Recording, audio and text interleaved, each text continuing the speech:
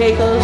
You're tuned into Election Insights, your guide to everything you need to know about our election. I am your host, Mavette Ingham, and today we're breaking down one of the most important steps in the election process, voters registration.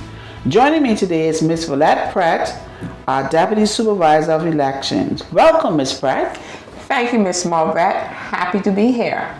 So let's get started with one of the most important questions that I think that's on everyone's mind. Why is it necessary to be a registered voter in the first place? Well, Ms. Mavette, I will tell you this. Voting is a fundamental democratic right here in the Turks and Caicos Islands. And in order to vote, you must be registered in one of the 10 electoral districts, right? That's to ensure that your voice is heard during election day. Okay. And once I am registered, does it mean that I am permanently on the list, or do I have to renew registration every time or every year? Tell me a little bit more about that. So currently, once you're registered on the voters registration list, you remain there indefinitely. Only if a claim or objection is made to you being in that electoral district at the finalization of the list being published and displayed in the designated areas. Thank you, Ms. Pratt. Now let us talk about the qualifications for becoming a registered voter. What do I need to be qualified? So to be eligible to vote in the Turks and Caicos Islands, one must be 18 years or older. However, of recent, we've been accepting applications for 17 plus, which means individuals who would be 18 at the time elections are called. But one must be resident here in the island for a period of 12 months out of 2 years immediately before election. And it's also important to note that members of His Majesty's forces, people working abroad in government businesses, and students studying overseas are still eligible to vote once they can provide proof from their school that they're attending or university abroad, an employment letter, provide proof of employment abroad. That is good to know. So what is the process like if someone who hasn't registered yet? Is there a deadline, or can they register at any time?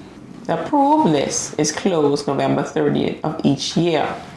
However, registration is continuous, meaning you can register at any time at any office by the grantor or provost during the year. However, if the register is closed on November 30th and general elections, a by-election or a referendum is called, you will not be eligible to vote during that period. However, when the register opens again, your name will be placed on the list, which is normally March 31st of each year. Okay, Ms. Pratt, let me ask this question. If I was to come into the elections office right now and register, fill out an application and register to vote, will my name appear immediately on the registration list? Explain that process for me.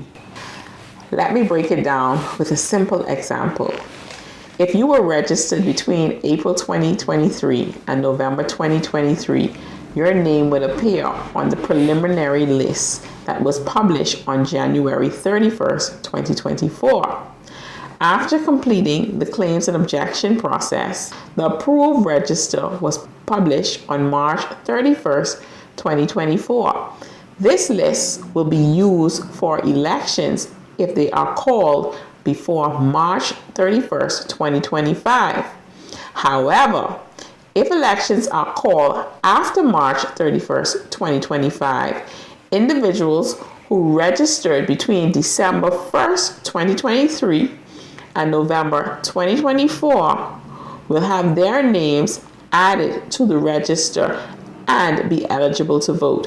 In summary, registration is not automatic, but registration is continuous. That's a helpful clarification, Ms. Pratt. Thank you very much for that. Now let's say if someone moved to another electoral district, do they need to update their registration? So let me answer that. So if a person moves from one electoral district to another electoral district, say for example, you lived in Q Town and you moved to Blue Hills, right? And reside there for a period of 6 months or more. He or she must, by December 31st, come to our office and complete a transfer form in order to be eligible to vote. However, they would also be required to provide proof of their current address, meaning the address where they currently live on the transfer form. If a person has 2 or more homes, he or she is required to register in the electoral district where they spend the most time, majority of the time. So say for instance, you have people residing here in the islands who may have a home in North Caicos, and then they may have a home in Grand Turk, for example. If they spend the greater time in Grand Turk, then they are required to register under that address. I hope that clarifies the point. It certainly does, Ms. Pratt. Thank you very much. Ms. Pratt, if I want to find out where I am registered and to check my registration status, where would I go to find registration books? How do I go by doing that? Is there a particular place? Are there particular places where the books are placed in particular districts? Can you give me some insight on that? Certainly. So if you want to find out where you are registered to vote, we have designated locations in each electoral district where voters can go and view, and basically it is their responsibility to ensure that their name appears on the register in their electoral district. Other than the designated places on the various islands throughout Turks and Caicos, you can also come to our office, either in Grand Turk or Providencia Islands, and view any of the lists for each electoral district to ensure that your name appears on the register. So the list can be found in designated high traffic areas such as gas stations, supermarkets, persons living on islands such as North Caicos and Middle Caicos, South Caicos, Salt Key.